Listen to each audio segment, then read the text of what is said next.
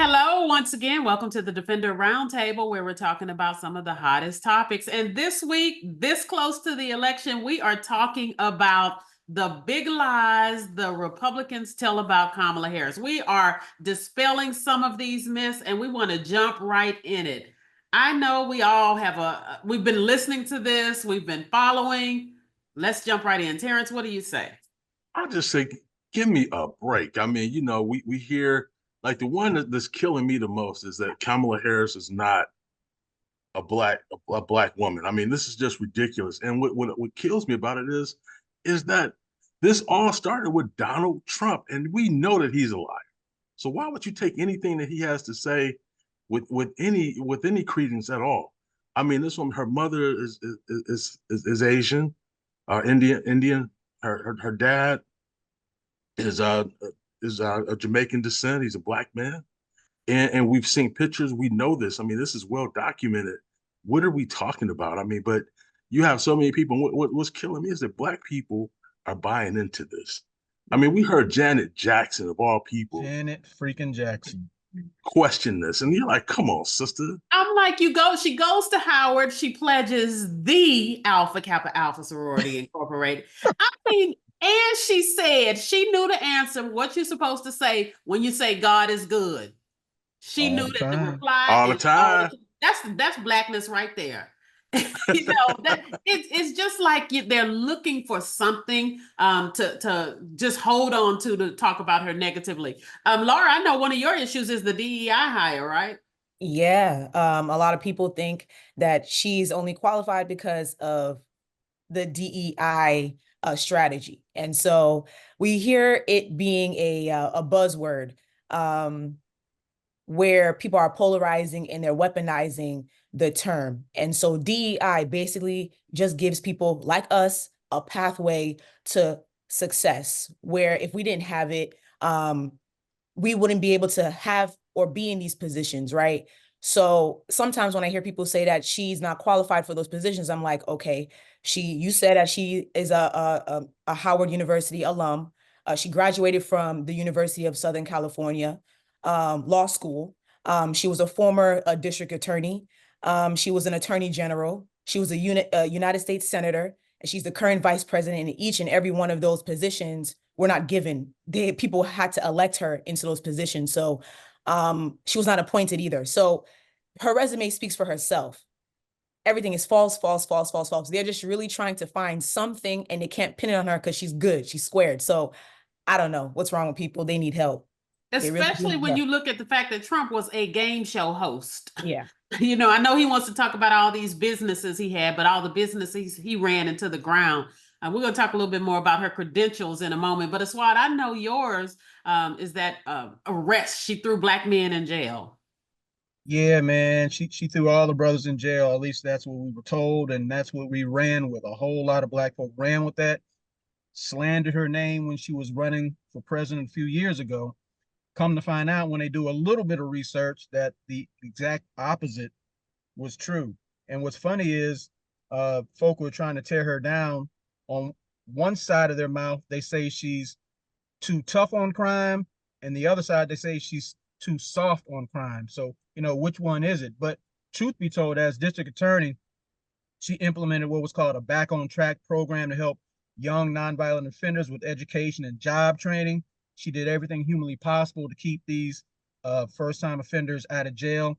And when they crunched the numbers, they found out that out of all her time in office, only 45 folk actually went to jail, and not all of those are black.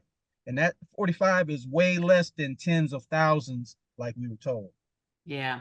One of the things that bothers me a lot is this whole thing that she slept her way to the top because, I'm not a sports person. I don't follow Le'Veon Bell. I don't even know if I'm saying his name right, but the audacity that he had he recently campaigned with Trump, and he wore a shirt that said Trump or the tramp. And I just cannot believe that you can't support your candidate. Black people are not monolithic. If you are all into concepts of a plan and believe Donald Trump is best, then go for it. But why do you have to do it at the expense of Black women? It's like they cannot believe a Black woman made her way to the top. And they said she slept her way to the top. Forget the fact that Donald Trump was a failed businessman with 6 bankruptcies, 5 draft deferments, 3 baby mamas, 2 divorces, cheated on his wife with a porn star, but she's the tramp. Come on now. So yeah, I can never get with that. You know, and if you get on X, you will see the vitriol that people have when it comes to that. I'm glad she's able to rise above it, because I would definitely be in the news, because I'd be cussing everybody out. Anybody else want Amen. to weigh in on some of the other lies? Yeah, I mean, you're right about that. I just feel like when you're a woman, you have to battle, well, a successful woman, you have to battle with how did she get there? Somebody must have helped her, paid her way there. I remember there was one rumor about how she got her start by having an affair with a married man, that California politician, Willie Brown. And I was like, huh? Okay, yes, she admitted that they dated and he did too. But he was like, so what? And he did support her in her first race for San Francisco district attorney. But he said, well, yes, I supported her during her first race, but I also supported Nancy Pelosi and other politicians who were also running in their races or whatever they were doing at that time.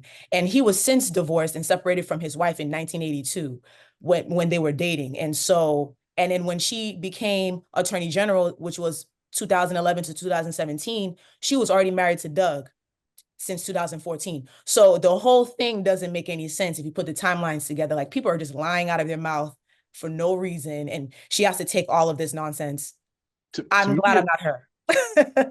To me, it just feels like she's like they're running scared. I mean, you know, they're trying to grasp for straws to show some weakness, some flaw in this woman, and they can't find it. I mean, and so you have to reduce it to these type of conversations. I just, at the end of the day, do we really care? I mean, clearly people don't care about Donald Trump's track record. I mean, so I don't care, and I know that most of the stuff that we're hearing is myths. I mean, so why even pay attention to it? But we have to kind of sift through the weeds and understand what we're really looking at and what's most important.